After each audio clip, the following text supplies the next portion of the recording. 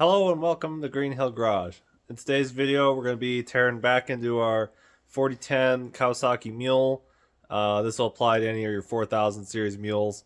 Today we're going to be addressing an oil leak, and I thought I had gotten it fixed and ran it for a little bit, but the oil leak has returned, so we've got to get that addressed because it's just way too big of a leak to even drive anywhere with. So we're going to be pulling the motor.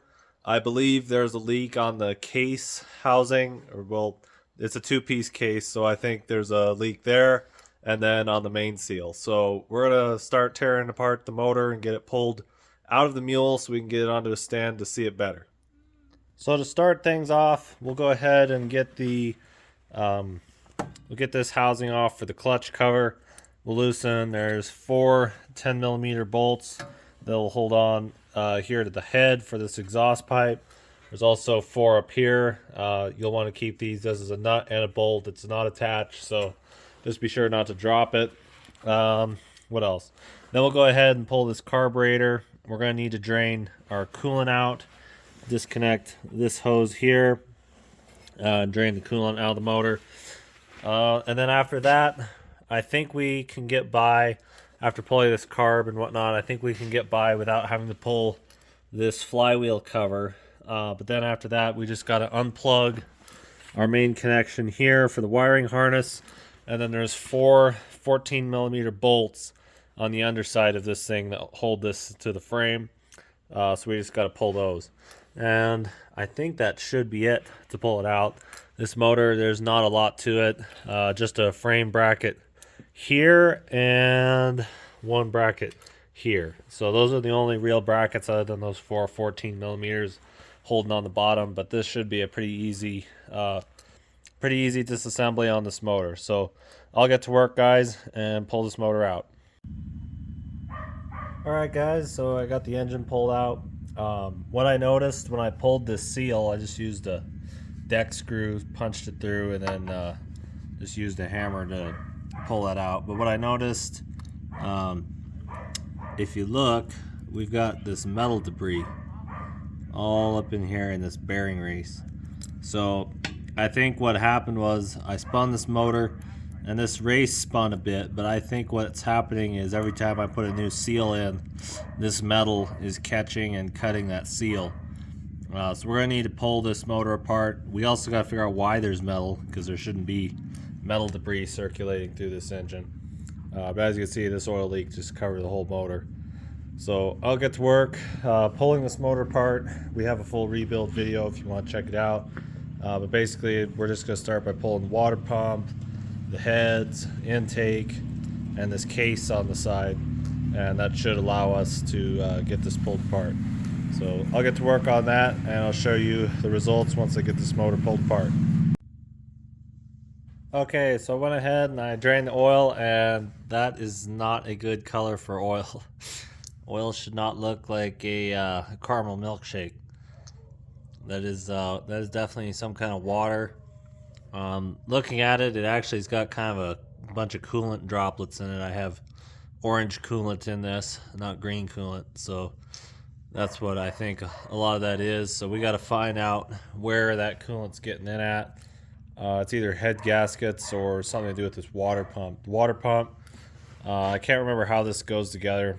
We'll find out here in a second, but I believe that they shared a sealing surface, and if that sealing surface went bad, then it might be letting in coolant in there. But we'll get to work and continue tear down on the motor.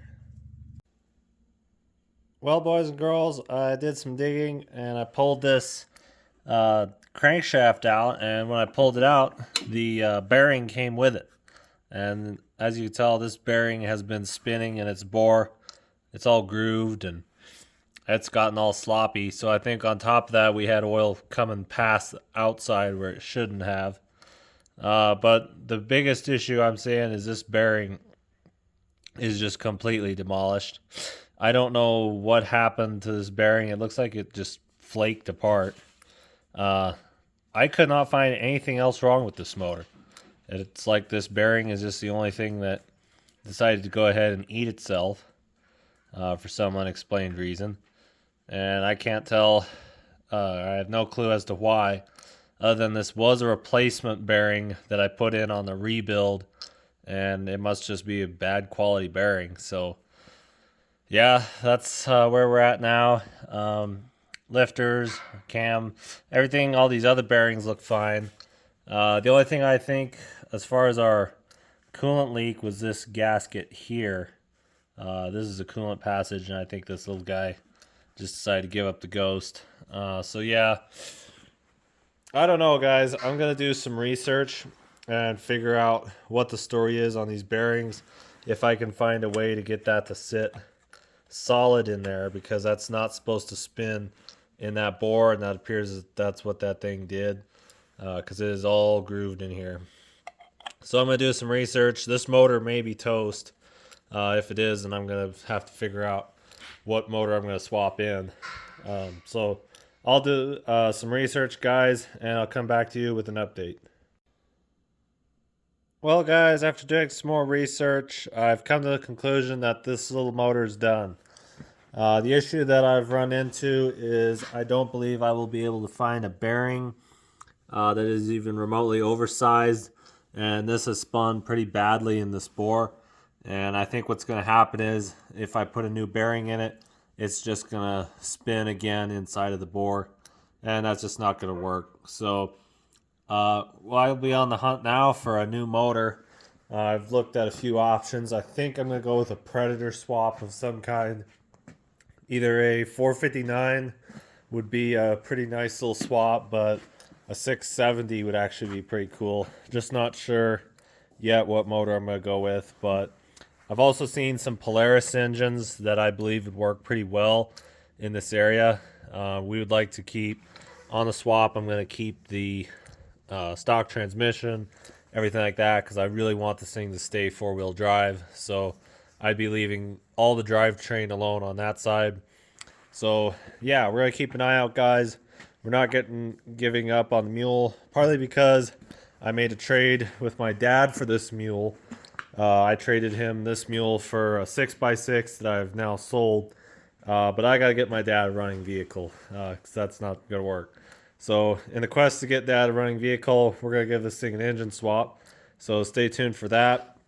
That's all for this little 620. This is the last video you'll ever see of this little 620. So yeah, just stay tuned, guys, for the next video.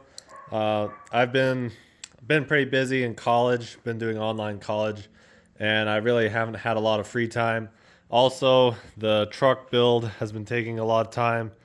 I've been working on getting the turbo 460 going, and it's been basically taking all my spare time that's not going to college. So other than that, that's just a brief update on that. I got the crossover pipe welded for that, but still working on brackets and a fuel system.